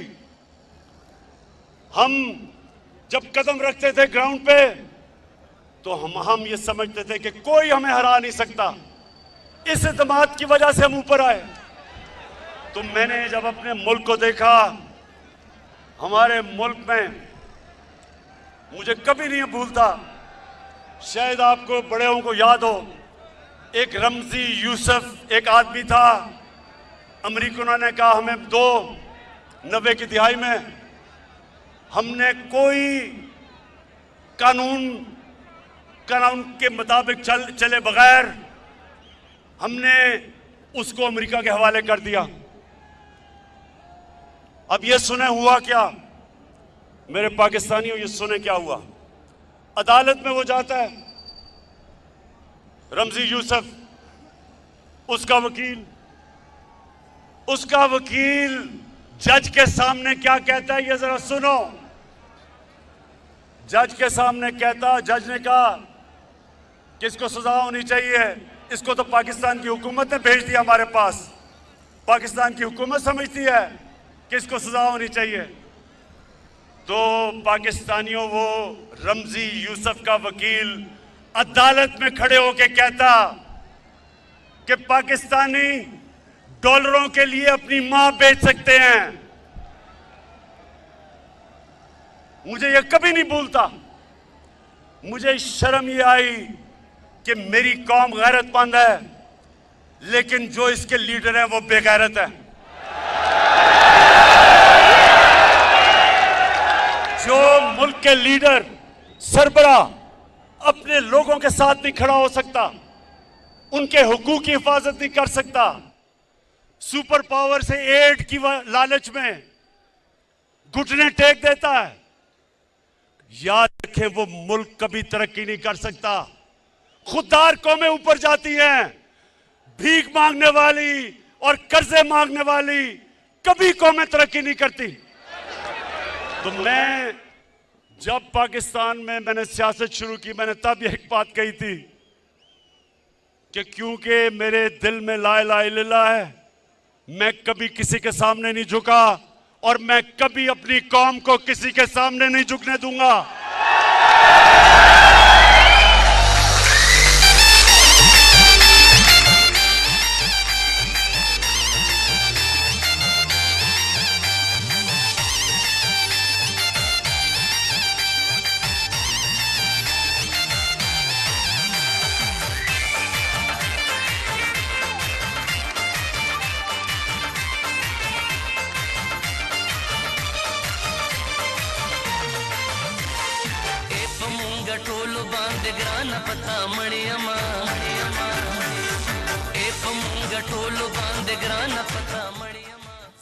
माशाल्लाह माशाल्लाह, मेरी कौम का बड़ा स्टेमिना है।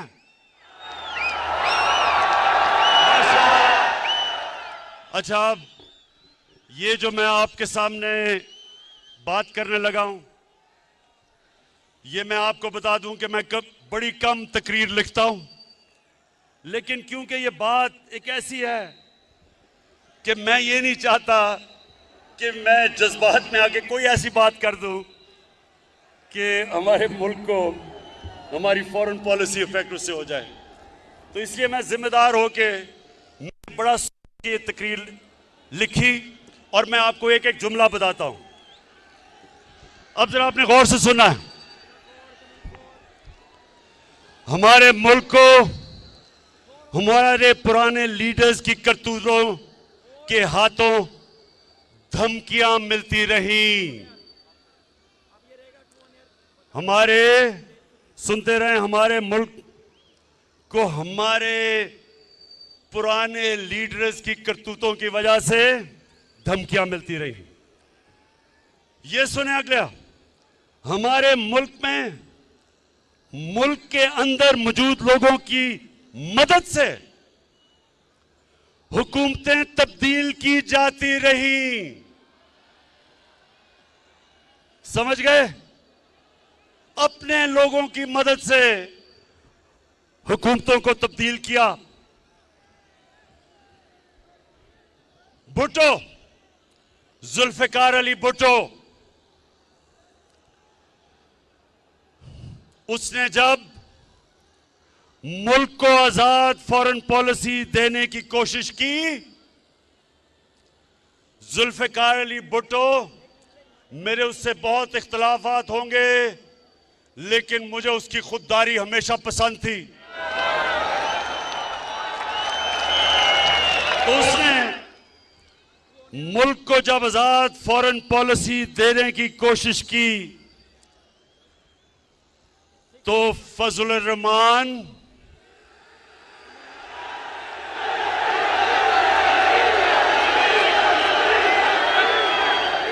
और भगोड़ू नवाज शरीफ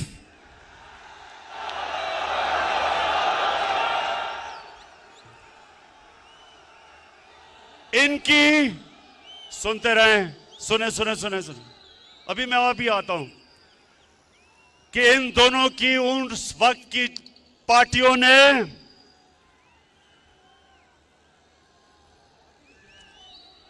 जुल्फिकार अली भुट्टो के खिलाफ तहरीक चलाई और आज जैसे हालात बना दिए गए मुल्क में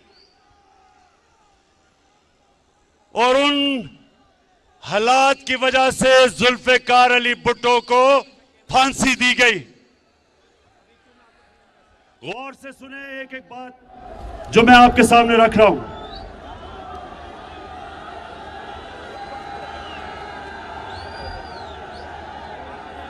आज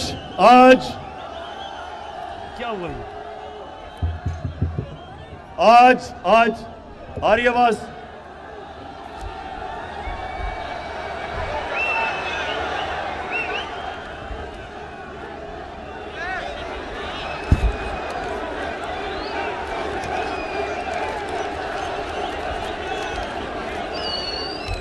ये स्पीकर से लोगों को उतार दीजिए प्लीज। खान साहब की स्पीच सुनने दीजिए। देखिए, ये सबसे अहम चीज मैं कह रहा हूं तो स्पीकर से उतरे क्योंकि लोगों ने सुनना है।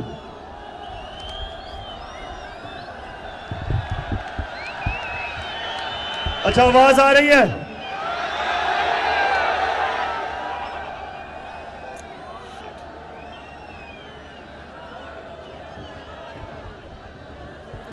जल्दी इसको ठीक करें। स्पीकर से उतरो,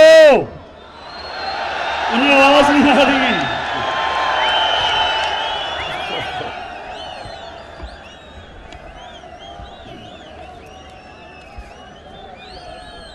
अच्छा सुने, मुझे लगता है आपको बाद में बताना पड़ेगा कि मैंने क्या कहा है।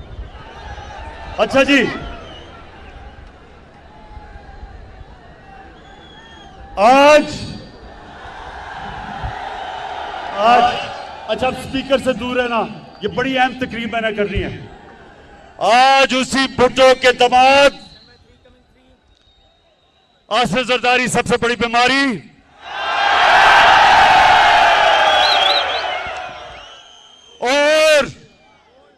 और उसका नवासा कम पे टांग रही हैं।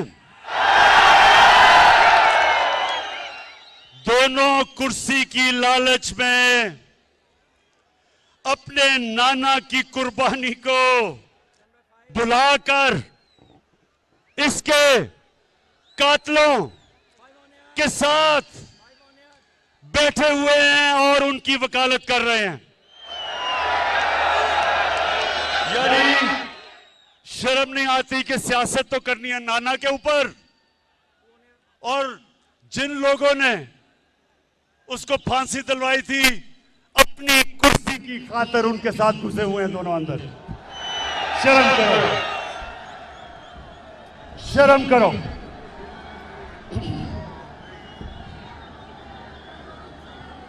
अच्छा, आज फिर मुल्क को उन्हीं हालात के सामने रख दिया गया है। अब ये सुने, हमारे मुल्क की जो पॉलिसी है, फॉरेन पॉलिसी, उसको मड़ोड़ने की कोशिश बाहर से की जा रही है। बाहर से हमारे मुल्क की फॉरेन पॉलिसी को मुतासिर किया जा रहा है। इस साजिश का, अब सुने, ये शाह महमूद, आहो उधर उतारो, उधर आवाज नहीं आई। हाँ, शाह महमूद को पता है कि इस साजिश का हमें पिछले महीनों से पता है कि ये साजिश हो रही है, महीनों से। ये जो आज सब इकट्ठे हो गए हैं, ये जो आज कातिल और मकतूल इकट्ठे हो गए हैं, कातिल और मकतूल को इकट्ठे करने वालों के भी, इनको जिन्होंने इकट्ठा किया उनका भी हमें पता है। लेकिन आज वो जुल्फिकार अली भुट्टो वाला टाइम नहीं, वक्त बदल चुका है। लीडर हमारा खान है, इंसाफ की पहचान है, नया चाहता पाकिस्तान है, बखेरा लीजिए इमरान है सबकी जान, लीडर हमारा खान है। अब सुने, वक्त कैसे बदल गया है। पाकिस्तानियों, एक अंग्रेजी में सेइंग है कि you only cross the river once, मतलब कि जब आप दरिया पार कर रहे होते हो तो वो दरिया नहीं रहता, वो पानी निकल जाता है, वक्त निकल जाता है। ये नया टाइम आ चुका है और ये है सोशल मीडिया का जमाना। कोई चीज नहीं छुपती। तो पाकिस्तानी कौम बेदार है, हम किसी की गुलामी कबूल नहीं करेंगे।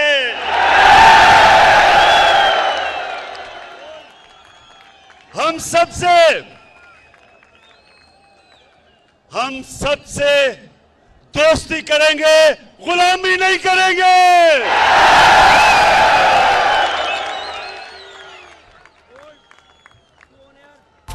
खड़ा है अब इमरान, ठीक करेगा सब कप्तान, नया बनेगा पाकिस्तान, नया बनेगा पाकिस्तान, नया बनेगा पाकिस्तान, डट के खड़ा है अब इमरान, नया बनेगा पाकिस्तान, डट के खड़ा है अब इमरान। अब ये सुने, हमारे मुल्क में बाहर से पैसे की मदद से हुकूमत तब्दील करने की कोशिश की जा रही है। पैसा बाहर से,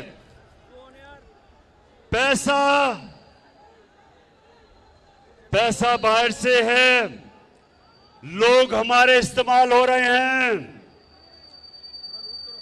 ज्यादातर अनजाने में, लेकिन कुछ जानबूझ के ये पैसा इस्तेमाल कर रहे हैं हमारे खिलाफ, और वो मैं अभी आगे बताता हूं। पाकिस्तानी कौम ने, नौजवानों, पाकिस्तानी कौम ने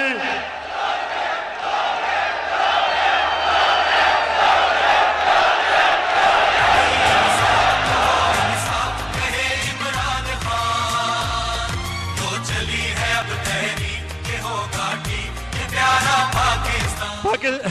पाकिस्तानी कौम ने यह फैसला करना है कि वो बाहर के अरबों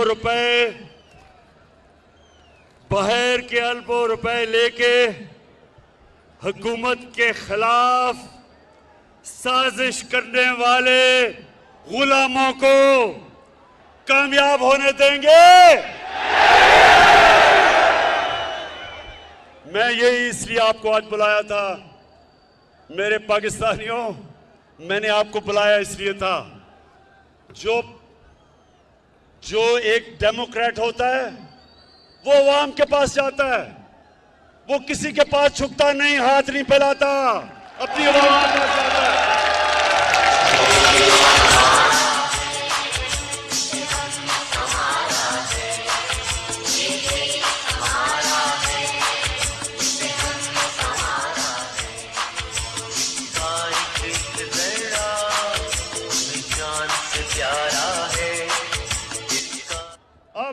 अब हेलो, आ रही आवाज?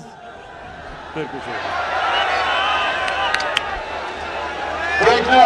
सबसे इंपॉर्टेंट बात करने लगा हूं, आवाज आनी चाहिए। हेलो, हाँ शाबाश, और उसको स्पीकर को सही रखें क्योंकि आवाज नहीं आती। अच्छा जी, हमें पता है कि किन किन जगहों से बाहर से हम पे दबाव डालने की कोशिश की जा रही है, हमें पता है। लेकिन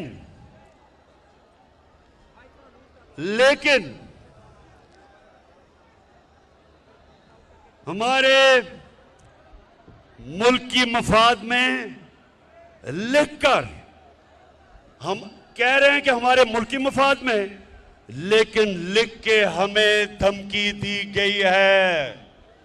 शाह महमूद ने अभी आपसे कोई बात की थी, हमें कहा है कि मुल्क की मफाद, हमें धमकी दी गई है। लेकिन पाकिस्तानियों, हम मुल्क की मफाद पर कोई समझौता नहीं करेंगे।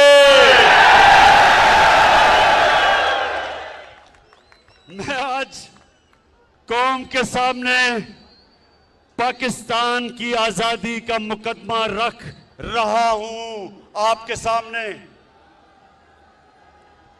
मैं इल्जामात नहीं लगा रहा, अब ये जरा सुने,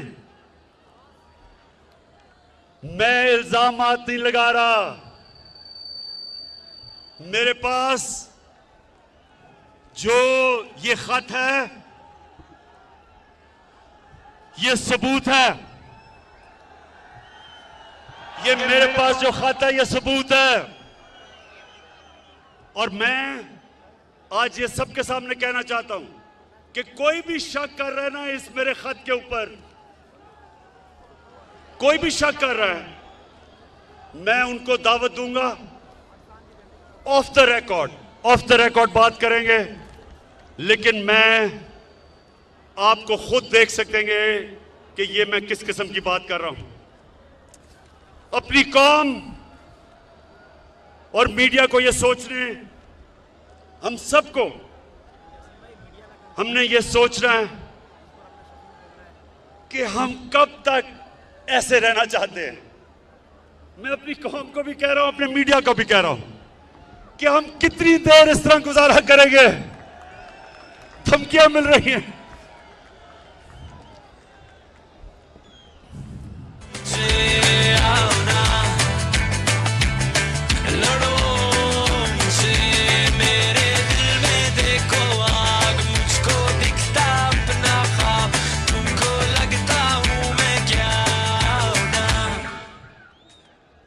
मैं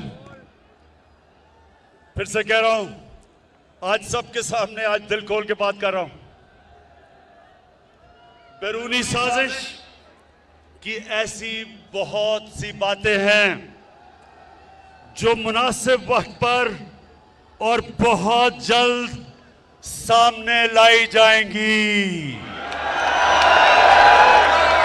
तैयार है ना सब? कौम, मेरी कौम ये जानना चाहती है कि लंदन में बैठा हुआ किस किस से मिलता है।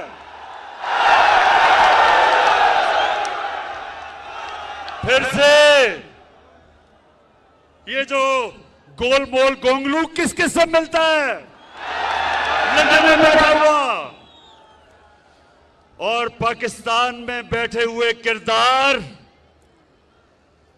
किसके कहने के ऊपर चल रहे हैं, पाकिस्तानी किरदार किसके कहने पे चल रहे हैं? आपको अंदाजा है किसके कहने पे चल रहे हैं? बताओ।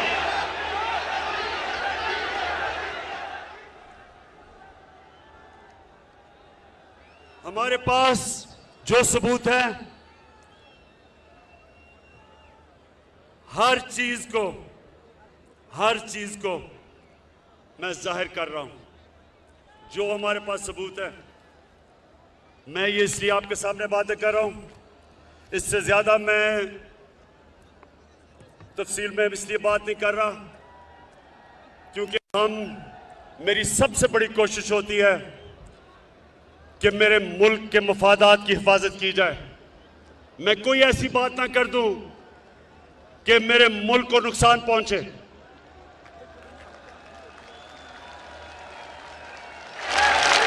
इसलिए मैंने आपसे पूरी बात नहीं की, नहीं तो मैं वो बता भी सकता था। मुझे किसका डर है? मैं तो एक पाकिस्तानी हूं, आपके सामने वो इंसान हूं जिसको मेरा अल्लाह सब कुछ दे चुका है। मुझे तो कोई इंसान कुछ नहीं दे सकता। मैं तो जब सियासत में आया था, अल्लाह ने तभी मुझे सब कुछ दे दिया था। मुझे तो किसी चीज की जरूरत नहीं है। अपने घर में रहता हूं, अपने घर के पैसे देता हूं, खर्चा बर्दाश्त करता हूं। कोई मेरा कैंप ऑफिस नहीं है। मेरा चैलेंज है कि पाकिस्तान की तारीख में किसी वजीर आजम ने अपनी कौम का पैसा इतना कम खर्च नहीं किया जो मैंने किया है।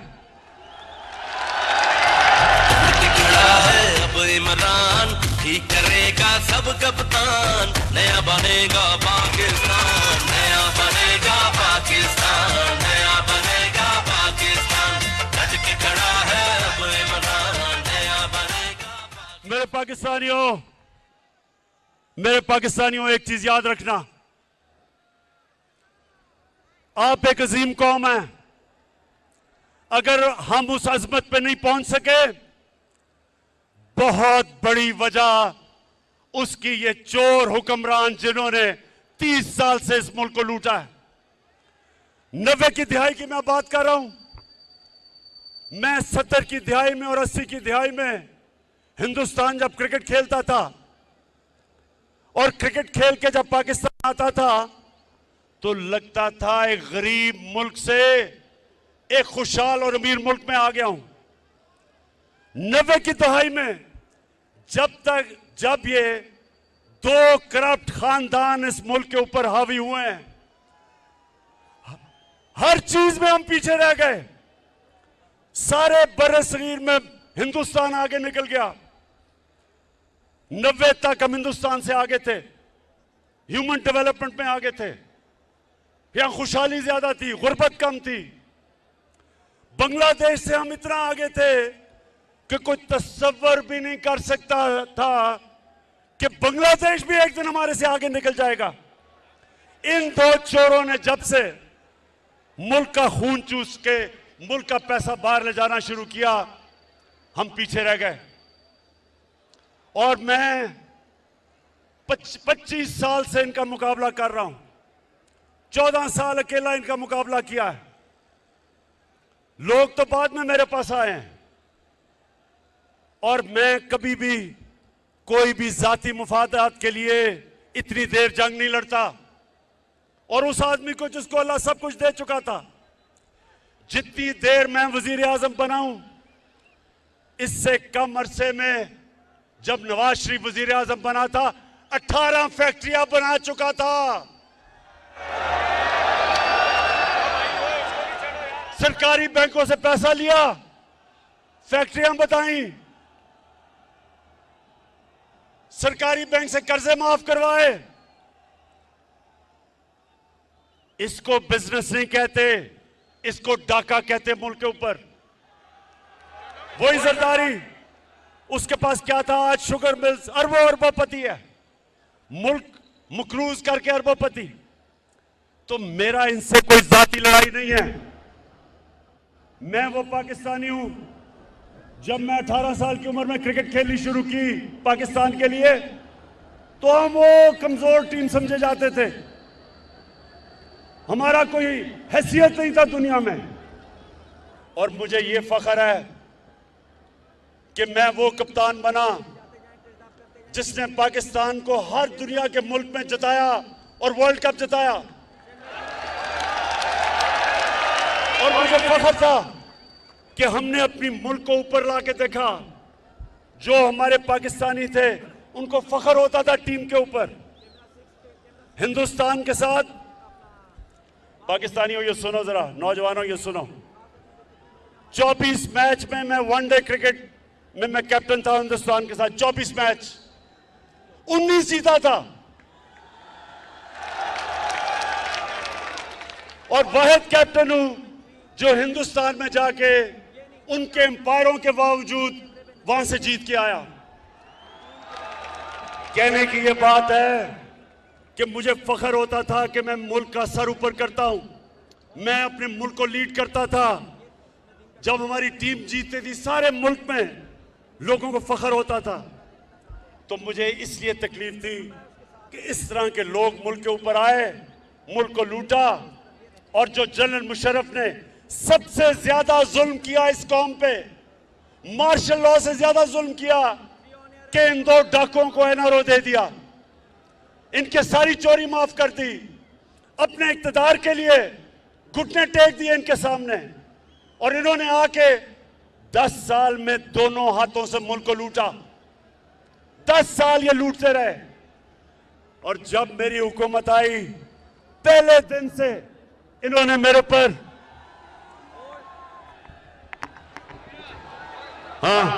पहले दिन से मुझे ब्लैकमेल करना शुरू किया कि इमरान खान, अगर तुमने हुकूमत चलानी है तो हमारी चोरी और डाके माफ करने पड़ेंगे, एनआरओ देना पड़ेगा। इनका जुल्म है अब नहीं सहना, सोच लिया है चुप नहीं रहना। इनका जुल्म है अब नहीं सहना, सोच लिया है चुप नहीं रहना। सच का कफन है सर पर पहना। अच्छा सुनो, अब सारी कौम, मेरी सारी कौम देखेगी जब वोटिंग होगी, जब पाकिस्तान की पार्लियामेंट में वोटिंग होगी, मेरी कौम सब देखेगी। एक एक आदमी को आप देखना, जो वह वोट डालने जा रहेगा हमारी तरफ से। मैं आज उनको एक पैगाम देना चाहता हूं कि ये ना करना, ये आप ना करना। इस कौम ने कभी आपको माफ नहीं करना, आप जितना मर्जी कहें।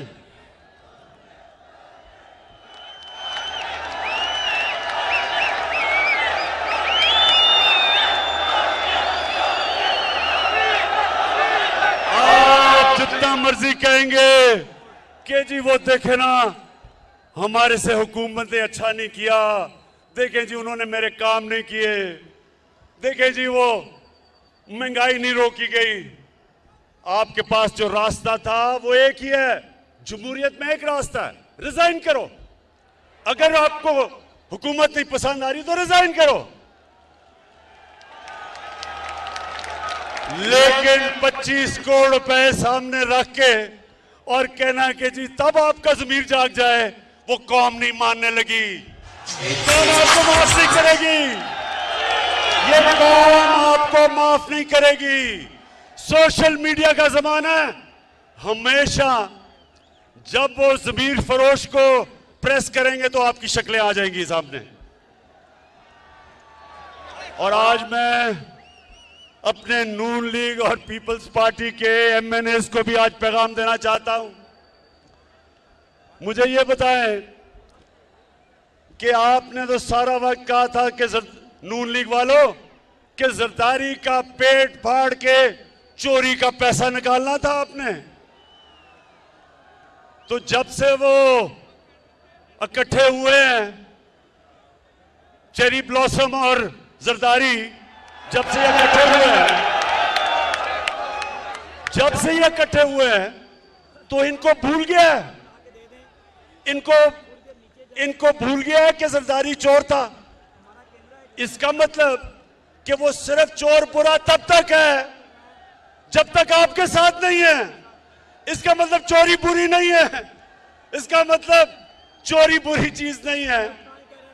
यानी कोई भी, इसलिए तो मैं पाकिस्तानी हूं, इसलिए मैंने रहमतुल्लिल आलमीन अथॉरिटी बनाई है।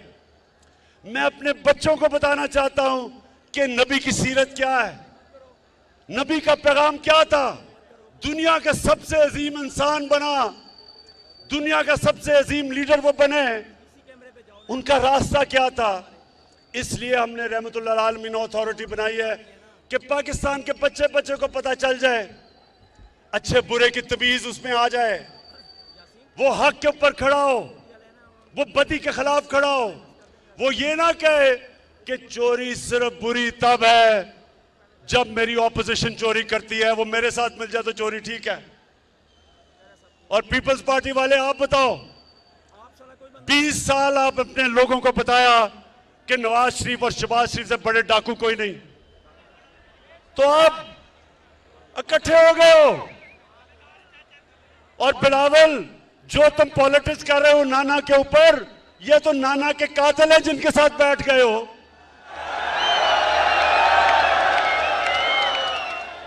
तो इंशाअल्लाह मुझे उम्मीद है कि हमारे लोग वापस नहीं आएंगे, सिर्फ नून लीग के और पीपल्स पार्टी के एमएनए जिनको पता है कि ये कितनी बड़ी साजिश हो रही है मुल्क के खिलाफ, उनके भी ज़मीर जाग जाएंगे।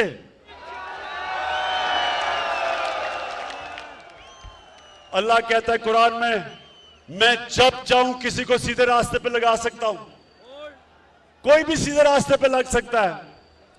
तो मैं इन सारे पार्टीज के, नून लीग और पीपल्स पार्टी और फजलुर रहमान, वैसे फजलुर रहमान मुझे तुम्हारी समझ नहीं आई,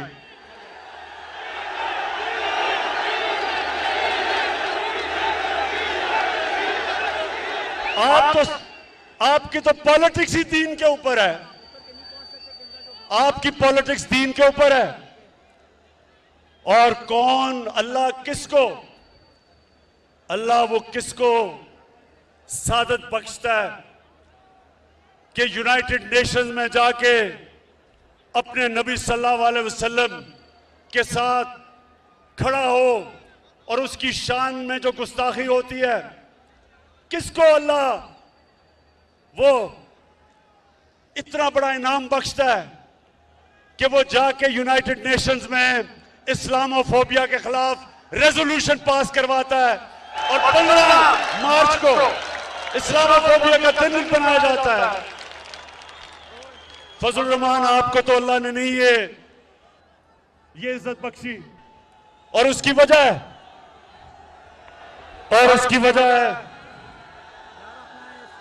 स्पीकर, उसकी वजह है कि आपकी नीयत अच्छी नहीं है।